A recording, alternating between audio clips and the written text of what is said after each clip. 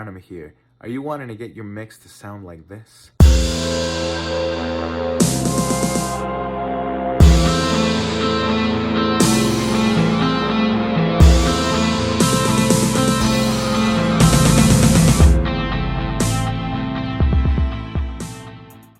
But majority of the time, they sound like this.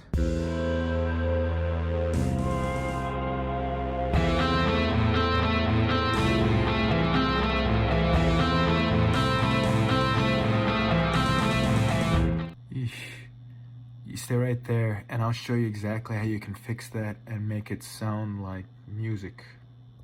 Hey everybody, how you guys doing? My name is Tarnim and welcome to my mini-series where I'm going to be showing you guys how to mix a song from scratch. Be sure to like this video and subscribe and hit that bell thing so you can be notified as soon as I drop another video. But yeah, the reason I'm making this mini-series is imagine you just came out of the recording studio, you just finished recording a sick track at home in your bedroom, and you're onto the mixing phase, and that's an art within itself. And that can all be very intimidating and overwhelming, and we don't want to deal with any of that business. Nonetheless, enough of chit chat, let's go ahead and jump right into it. All right, and what I'm going to be using today is Pro Tools. That's going to be my digital audio workstation I'm going to be using for this demonstration. And any other DAW is going to be perfectly fine, per se, like if you're using something like Reaper, Logic, FL Studio. Everything is going to have the same rules, and you're going to be able to manipulate your sound in that exact way. It's just going to be maybe the way that the interface looks.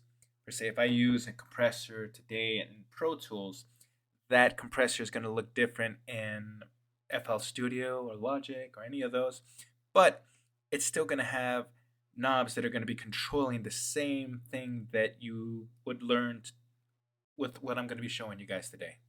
All right, and like the first day of school, we're going to go through the basics.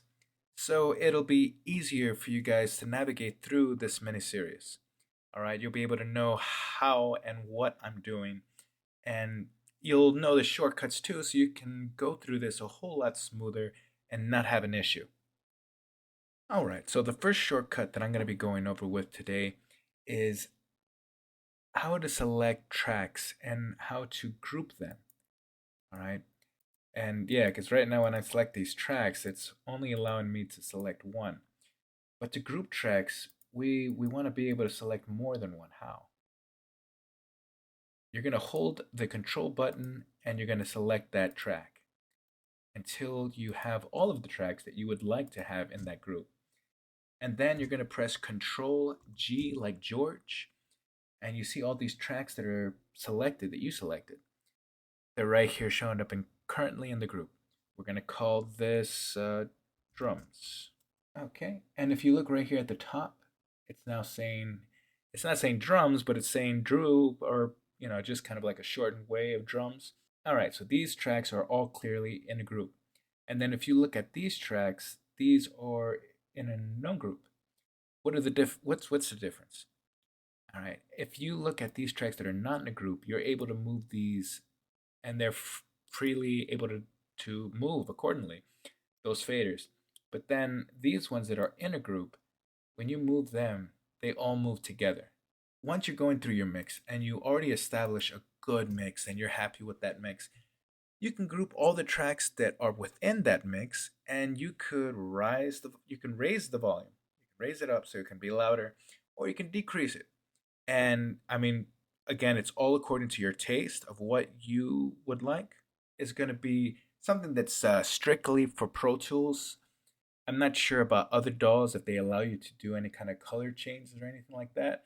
But within Pro Tools, right here at the end or the top of the track, you just double click on that and it's going to show you a color palette, and you can have all of those selected tracks that we have right here. I like to have like a lighter blue for my drum tracks, and that's how you would be able to go ahead and change the color. And for the greens and the red, those were not altered by me. Those just kind of came that way, just and the blue as well. Those just came that way. I didn't do anything. So just so you can know. All right. Okay. Now let's go ahead and see here. Another shortcut that I have is Control. If you hold on Control, you hold on Shift, and then you press N like for November. All right. You press that, this menu comes up and it's going to ask you a few things. How many tracks would you like to create? Would you like to have a mono? What kind of track? All right, so we're going to go ahead and do we want a mono or stereo track? What is the difference between mono and stereo? If you're making a mono track, it's so you can record something through a microphone because a microphone only has one signal. If you're recording something that is not through a microphone, more than likely it's going to be a stereo. Those are the only two that we ever use, mono and stereo. All right. Okay, and then for the types of tracks that it asks you, okay, we're going to use audio, aux, master fader, and instrument tracks. That's like if you're having some kind of virtual instruments that are going to be within your DAW. And that's what that serves for. The master fader, that's this red one right here. And if I were to make another one, it would be exactly the same. So I and let me go ahead and actually do that. All right. And it's whenever you're selecting or you're making a new track, it's going to be to the right of whichever track was selected. In which case I had all of these blues selected. So to the right of it, you get the new master track. All right, let's go ahead and get rid of that. Okay, so we established how to make a group. Okay, yes, and then this as well. This is kind of yeah, it's definitely important because I remember this giving me I was but yeah, that was an issue that I was dealing with. Per se, like you see these tracks that are in a group. Yeah, they all move together in sync. But let's say if you're in a situation where you're like, I want to have my snare drum for some god awful reason. I want to have my snare drum be the loudest element of my drum set. How do I do that? Okay, well, you're going to press Control, Shift, G like George. And right here at the top, you can already see before it was Drew, and now it's saying no group. So you can raise that snare as loud as you want. And then, okay, how do I get the group back? Press the same exact thing, Control Shift G. Group is back. And just like I said, when it comes to when you find your mix and the right levels and everything, it stays the same distance apart and you have that difference. So that track can be the loudest part of your mix. So we got the group, how to disable a group, and then to make a new track, yeah, like I said, Control Shift and N, and that makes a new track.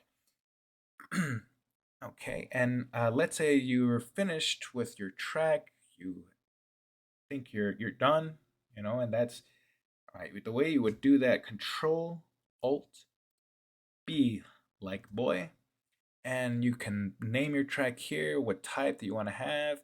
If you're going to be mastering it next, you're going to want to be putting this in wave because you do have the option of MP3, and maybe if you want to listen to it, you know, something like that, just want to see if it sounds right, your bit depth, the sample rate, and all that. But of course, we're not getting to that stage just yet. But all right, here. Okay, and then another shortcut just for kicks and giggles. By the way, this end or this side of the page that we're looking at, yeah, this side of the page, this is going to be where we're going to do more of our work, pretty much all of our work. But just for kicks and giggles, I'm going to show you with this front end, the way that you would do this, you would hold on Control and you would press the equal button. And that would get you over here to the front end of things. And like I said, I mean, majority of what we're going to be doing, basically all that we're doing, we're going to be on the other side of everything. But just for kicks and giggles, I just want to show you a few tricks here that can assist you. All right, I'm going to go ahead and find a track here. Okay, we'll go with this one. All right, we're going to strip this track. How do we do that? Press Control, hold it down, and press the U button. And this is going to strip all of the silence from this track. Any area of this track that gets below 48 decibels. All right. And when I strip it, all right, and it gets that silence like taken care of and it's not there. And of course, this isn't something that's going to make or break your track. This is something that is for your visual pleasure in a sense. I mean, you'll look at your mix and it looks all tidy and clean.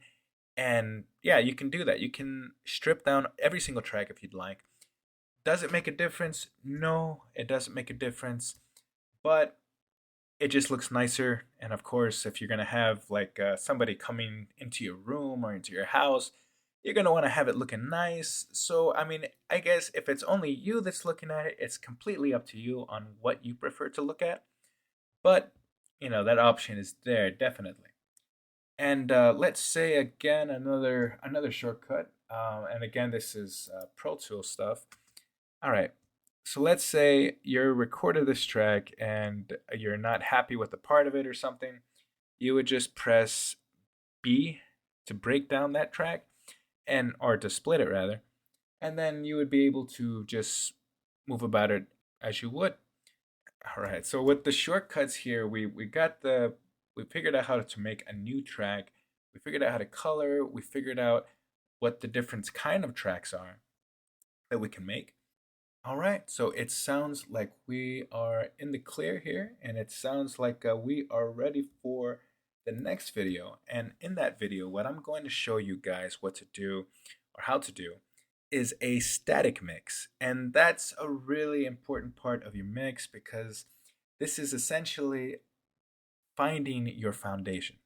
A lot of people skip this whole step of doing a static mix, and that's just making things harder for yourself because if you don't establish this nice foundation, because imagine you get all your tracks mixed correctly, you add the plugins in there and it sounds beautiful, you go to mix it down, we master it, excellence. But if you don't do this like leveling everything out, mixing it, it's basically putting yourself deeper into a hole and you're just digging in. Like if you don't establish that good foundation and you add plugins on top of that and then you master that, it's just gonna be a big old heaping sack of suds or something.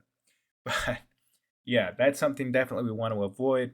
Again, make sure you guys subscribe, like this video, hit that bell for notifications when I drop another film or video. And yeah, you guys have a great one. And yeah, like I said, next time we're going to be talking static mix. But all right, guys, you guys have a good one. And thank you guys again for watching.